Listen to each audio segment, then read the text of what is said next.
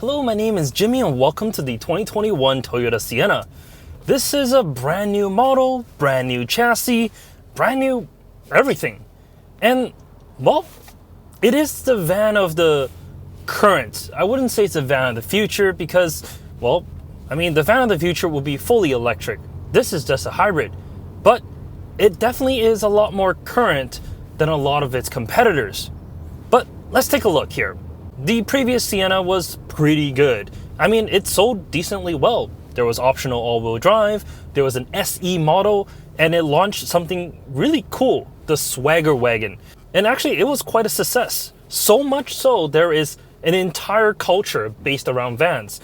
If you go on Instagram and search up van culture, you'll see tons and tons of people that are really unique and very, very cool.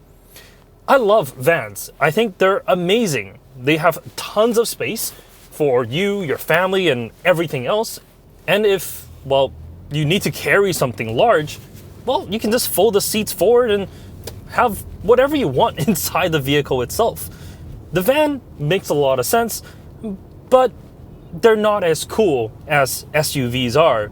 Toyota definitely has tried to change that with this specific model. Just take a look from the outside. It's stunning. It's absolutely beautiful. This is the top trim here in Canada, which means it's the limited trim. Yes, I know in the US there's a platinum edition available, and yes, unfortunately, the options that's available in the platinum trim, we don't get here in Canada. Sucks. Whatever. I'll get over it. Because the model that I actually want is the XSE. Check this out. This is from Toyota themselves. And just look at this. 20-inch wheels. This van is cool. Well, at least in my eyes. I know no matter what, there's going to be people that think vans are not cool. SUVs are where it's at. But honestly, this can probably do like 90% of what the Highlander can do. You're not going to take a Highlander off-road. You're probably not going to take your Sienna off-road. But it has all-wheel drive, or at least an available option. So at least there's that. Anyways, let's go back to the outside of this vehicle. Like I said, it's absolutely beautiful. I love the front end of it. The headlights, how they wrap around the front end here, it's very, very different than previous models, but it's still very Toyota-esque with its grille and just the overall shape. On the side, I see a little bit of Supra in here. Now, don't call me crazy, but this back end, just over the rear wheel, it has a very Supra-like shape. A little bit anyways. Most Siennas that you get is going to come with smaller wheels like these 18s, and that's completely fine. They're designed for more efficiency than, the looks that the 20s that you get with the XSE model. Once again, love it. The back end, I actually really like the taillights design. It's a good looking rear end in total, but it's a van. How much more can you style it to look any different? Something the Sienna does a whole lot better than the Highlander, accommodation. Pop open this trunk, a swift kick underneath the rear bumper, and it reveals 33.5 cubic feet. This is a whole lot more than the Highlander, and you can store whatever you want in here. If you fold the third row down, that's 75.2 cubic feet. You move the seats forward as much as you can, and you're looking about 100 cubic feet. It's definitely not the biggest in this class because the Pacifica, for example, you can stow the seats within the vehicle itself. Not the hybrid though, that one has a battery there. But on the regular Pacifica models, you can stow those seats down and have all of that interior space without moving heavy seats out. The seats here in the middle, unfortunately, you cannot take them out. They are permanently attached to the vehicle. You can take them out, there are ways, but it's not as easy or as, I was going to say light. But the Odyssey, those seats are light. But at least you can take those out. But the reason why you can't take these ones out is because they have airbags built into them. And for your safety, you just can't undo airbag connectors. In terms of passenger accommodation, it's a van, so obviously it's great. You can actually kick underneath the side skirt here and open up the side doors. The only thing is, if there's a curb, you can't really stick your foot under the curb and then underneath the skirt. That's a little bit of an oversight, I think. Maybe you can incorporate something like the Hyundai and Kia system where you stand behind the trunk and it just pops open. Stand beside the door for a few seconds and it'll slide open. That may work a little bit better. But Getting into the third row is super easy. With the captain chairs here, there's plenty of room in the middle, so you're able just to, well, get in through the center here. Or you can of course fold the center seats forward and gain access to the third row itself. The third row, it's decently comfortable. It's smaller than the Odyssey as well as the Pacifica, but you don't really notice it. But it definitely is a whole lot bigger than the standard SUVs like the Highlander or the Honda Pilot. As for the second row, well, the second row on this specific Sienna can slide fore and aft basically the entire way. You can move them so far forward, well, actually fold the seat into itself so that way it's pressed up against the front seats, or you can slide it all the way to the back where there's no legroom for the third row, but then you get a vast amount of room in the second row. Because this is the all-wheel drive model, unfortunately I don't get the ottomans as available on the front-wheel drive models. Don't know why. If you get the 8-passenger version, you can still slide the seats a little bit, but not as much as this, the 7-passenger version. Being that it is a vehicle for 2021, there's plenty of USB ports. There's USB-A as well as USB-C charge points in here. And of course, there's a multimedia center as well with HDMI hookup and the 115 volt outlet. So you're able to plug in a PlayStation or Xbox or whatever you want into there and watch your favorite videos, movies, or play a game as you're driving along. Unlike the Pacifica though, the screen doesn't have any sort of games and you only have one. You don't have the dual screens that the Pacifica has, and you also don't get that panoramic sunroof that Pacifica gets as well. This, well, you just get the sunroof above the front seats. It's not a bad thing, just not as much light for the rear passengers. As for the front seats, it's very comfortable.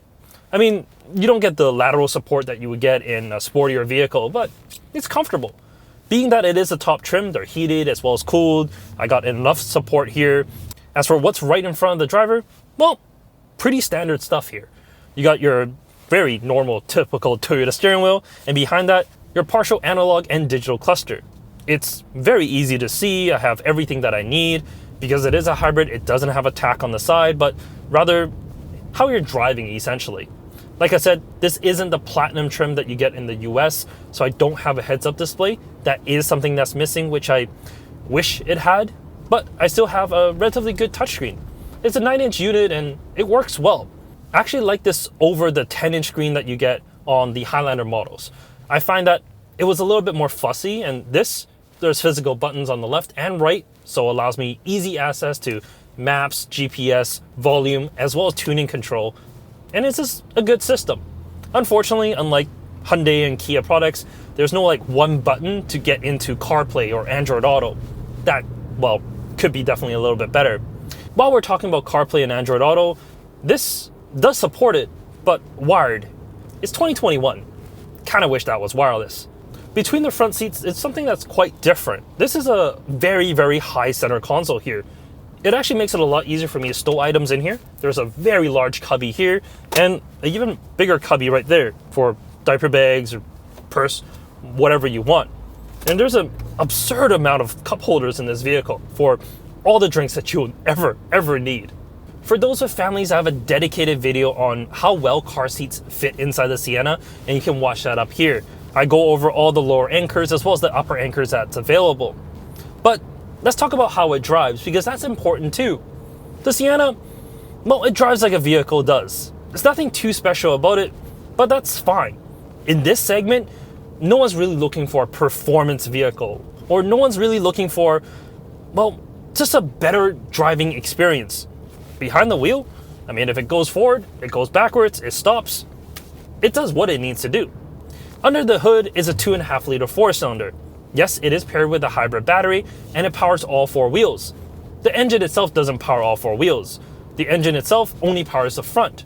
There is a separate electric motor that powers the rear wheels, and total, it makes 245 horsepower. In terms of torque, well, we don't really know because Toyota doesn't give that number out, but it feels more than adequate. It is paired to a CVT transmission, which some people don't like, but for a vehicle like this, it's completely fine.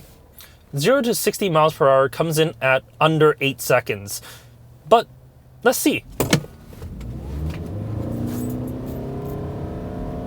It makes a decent amount of noise on the front end. That engine isn't quiet. I mean, it gets there. Slowly. Under 8 seconds isn't bad, it's a van, you're not racing people. But straight out acceleration only matters a bit.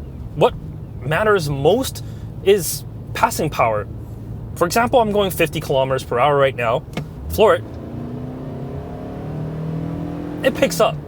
I mean, it takes a little bit for the CVT to catch up to what you want to do, but it's all right.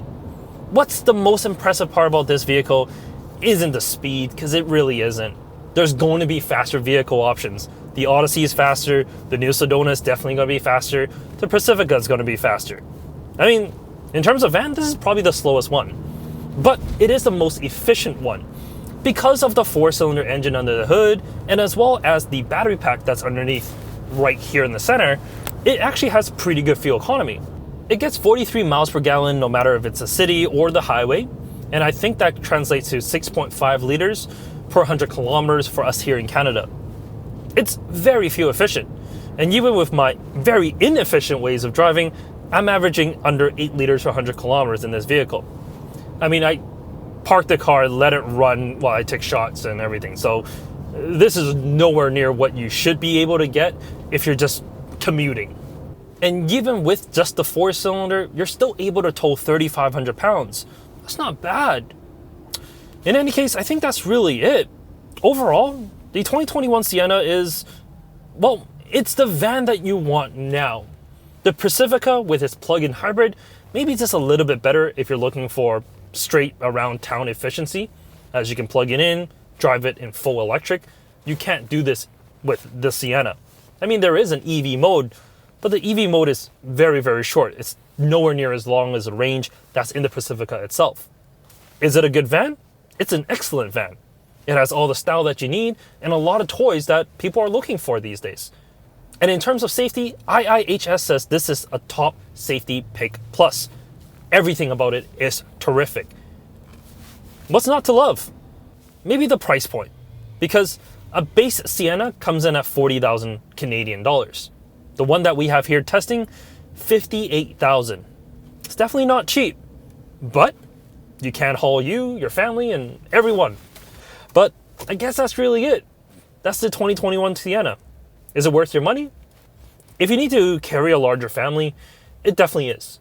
It's much better than any SUV because of how much it can hold and how well it can hold those things.